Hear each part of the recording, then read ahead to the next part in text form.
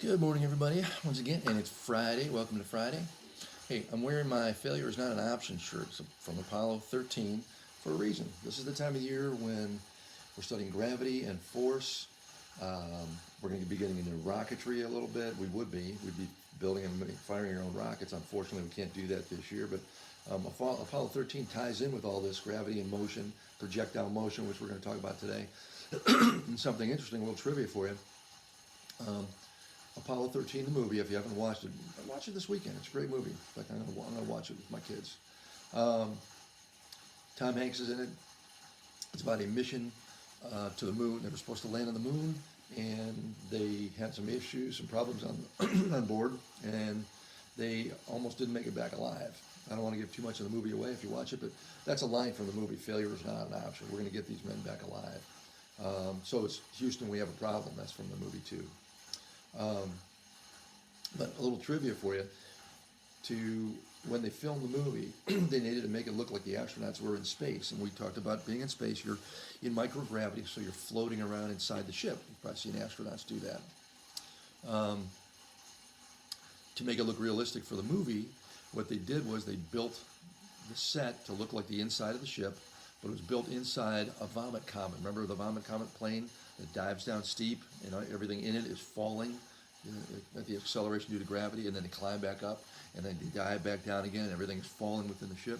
Well, for the actors to float around like they're in space, they built the set inside the airplane, put the actors in there, the set, the cameras, the cinematographers, audio guys, everybody was inside that plane, diving over and over. They only dive about 20, 30 seconds at a time, so that's all they could shoot. So each scene was shot over and over and over, and they did get sick, actually, hence the word Vomit Comet. But if you watch the movie this weekend, anytime you see the actors or people inside the ship floating around, that it was filmed inside there.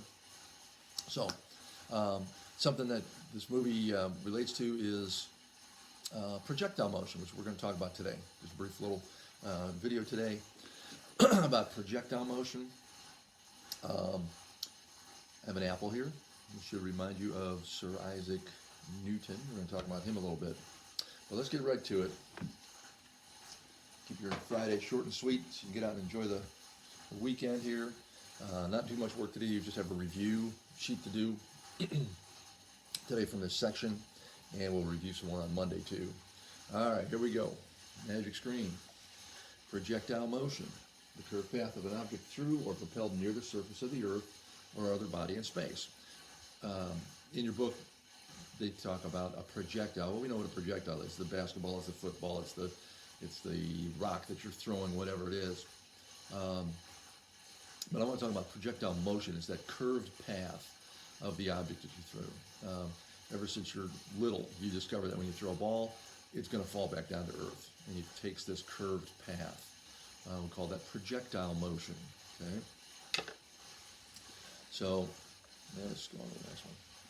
So you got basketball, football, any number of objects, anything you throw, gravity is pulling it down. It happens anywhere you're at in space. If you're near an object, doesn't even have to be really close to an object, but the closer you are, the more that curve is seen.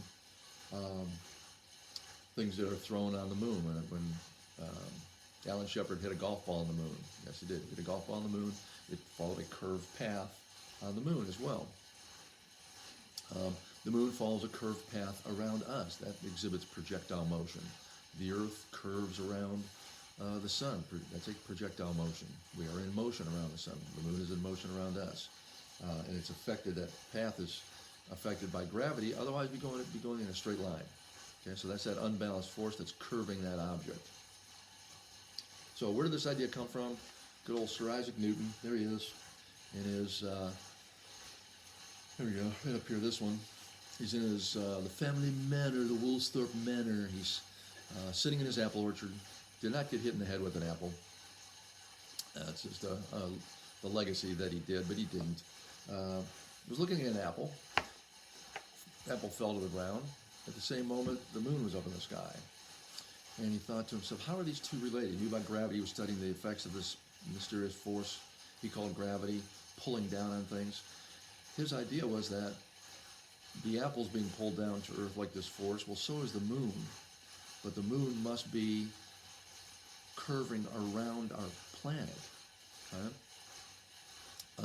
It must be traveling at some speed horizontally, but gravity is pulling it and creating an orbit. Okay, that's that projectile motion again. There's an example of, again, he thought even further. The moon is moving this way horizontally at a certain speed, but gravity is pulling it straight down, much like the apple's being pulled straight down. So he thought if I could get something going fast enough, it would simply curve or create that projectile motion around the planet. That's this one on the bottom here shows.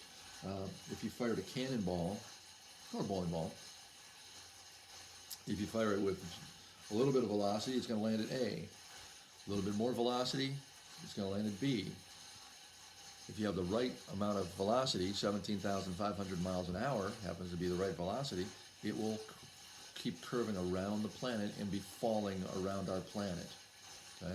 It's a continuous free fall around our planet if it's out in it's out in space. Okay? Much like this International Space Station or any object, satellites that are orbiting us are falling around us. Okay? Because gravity's pulling down, but they're going so fast, that way horizontally to the surface or perpendicular to the surface of the planet, that they end up falling around it at 17,500 miles an hour. And that curved path is a projectile motion as it goes around us. Well, that's going to be good. You're going to see some of that in Apollo 13 as well, if you watch that this weekend. Okay. So, question for you. If you were to drop an object, and this picture's in your book, if you were to drop an object, some object straight down, okay, and throw this object perfectly horizontally, would they land at the same time? Okay, I think we're back. Would they land at the same time? And that's an age-old physics question. If you were to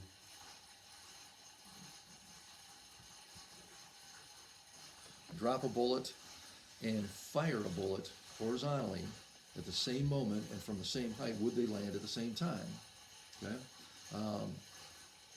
Because theoretically, assuming that gravity is the only thing affecting it, there's no air resistance, or you minimize the air resistance, make something very aerodynamic, like a round object, or let's say a bullet that's aerodynamic.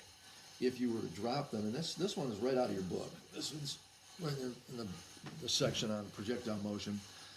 This machine is dropping a red ball and projecting a yellow ball horizontally this way.